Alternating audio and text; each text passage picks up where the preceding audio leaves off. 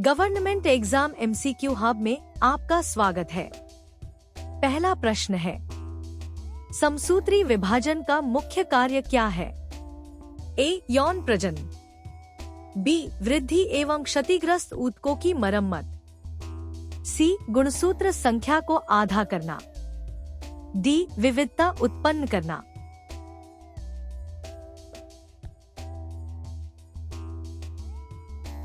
सही उत्तर है ऑप्शन बी, वृद्धि एवं क्षतिग्रस्त ऊतकों की मरम्मत।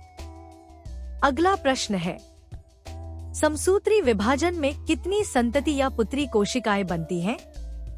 ए 1, बी 2, सी 3, डी 4।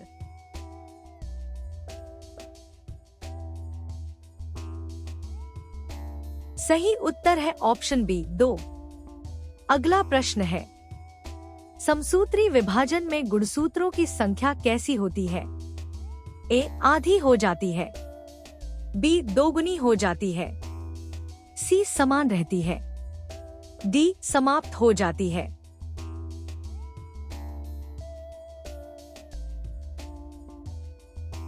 सही उत्तर है ऑप्शन सी, समान रहती है। अगला प्रश्न है, समसूत्री विभाजन में संतति कोशिकाओं में गुणसूत्रों की संख्या कितनी होती है?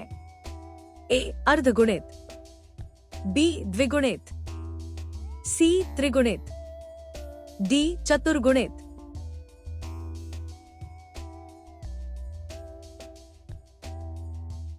सही उत्तर है ऑप्शन बी, द्विगुणित। अगला प्रश्न है, समसूत्री विभाजन की खोज किसने की थी? A. Gregor Mendel, B. Robert Hooke, C. Walther Flemming, D. Louis Pasteur.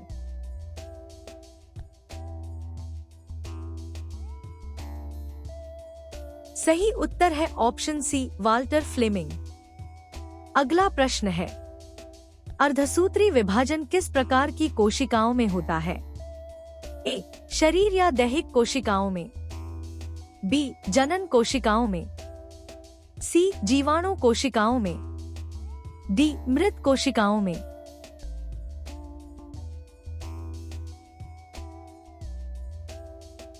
सही उत्तर है ऑप्शन बी, जनन कोशिकाओं में। अगला प्रश्न है, अर्धसूत्री विभाजन में गुणसूत्रों की संख्या कैसी हो जाती है?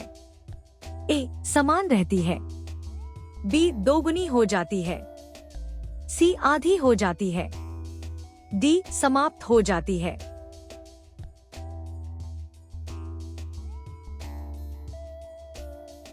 सही उत्तर है ऑप्शन सी, आधी हो जाती है। अगला प्रश्न है, अर्धसूत्री विभाजन से कितनी संतति कोशिकाएं बनती हैं? ए 1, बी 2, सी 3, डी 4।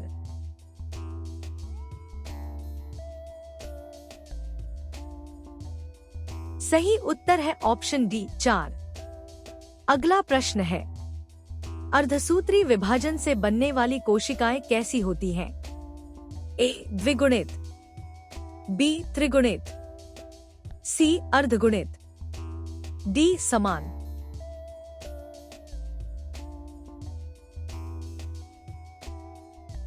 सही उत्तर है ऑप्शन सी, अर्धगुणित।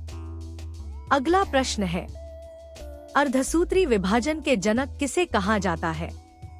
ए. Oskar Hertwig, B. Gregor Mendel, C. Walther Flemming, D. Robert Hooke.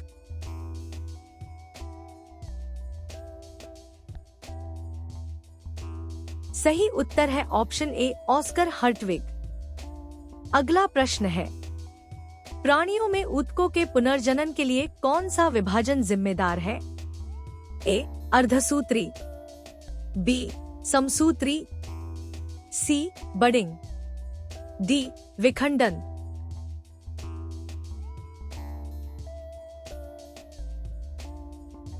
सही उत्तर है ऑप्शन बी, समसूत्री। अगला प्रश्न है, निषेचन क्या है? ए. कोशिका विभाजन, बी. नर और मादा युग्मकों का संलयन, सी. गुणसूत्रों का आधा होना, डी वृद्धि प्रक्रिया।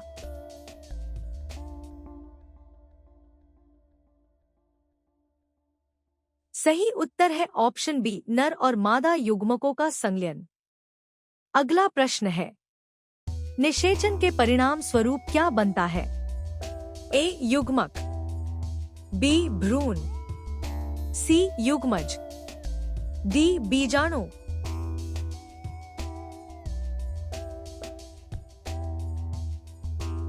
सही उत्तर है ऑप्शन सी, युग्मज। अगला प्रश्न है, मनुष्य में निषेचन कहाँ होता है?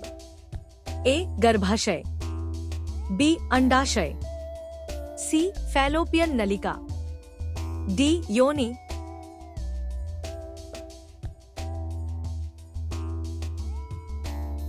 सही उत्तर है ऑप्शन सी, फैलोपियन नलिका। अगला प्रश्न है, निषेचन में गुणसूत्रों की संख्या कैसी हो जाती है? ए आधी, बी दोगुनी, सी समाप्त, डी समान।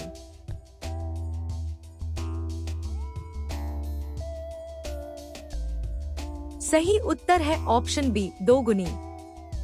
अगला प्रश्न है, निषेचन किस प्रकार के प्रजनन में होता है? ए अलैंगिक प्रजनन, बी लैंगिक प्रजनन, सी वनस्पतिक प्रवर्धन, डी विखंडन।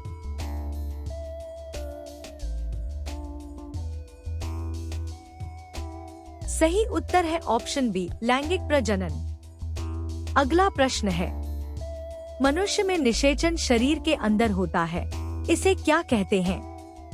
ए बाह्य निषेचन, बी आंतरिक निषेचन, सी अलैंगिक प्रजनन, डी विखंडन।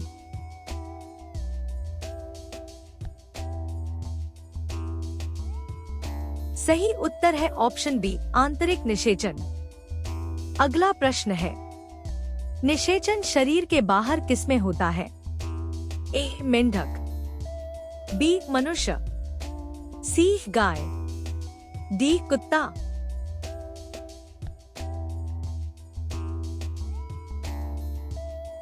सही उत्तर है ऑप्शन ए, मेंढक। अगला प्रश्न है, पुरुष में प्राथमिक लैंगिक अंग कौन सा है?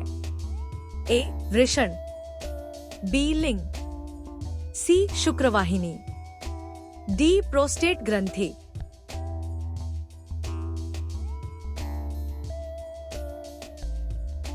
सही उत्तर है ऑप्शन ए, वृषण।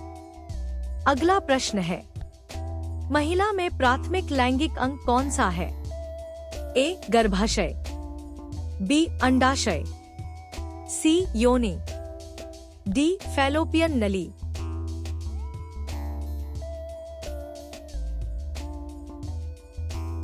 सही उत्तर है ऑप्शन बी, अंडाशय। अगला प्रश्न है, ऐसे ही और MCQs के लिए वीडियो को लाइक करें, शेयर करें, चैनल को सब्सक्राइब करें और बेल आइकन प्रेस करना न भूलें। धन्यवाद।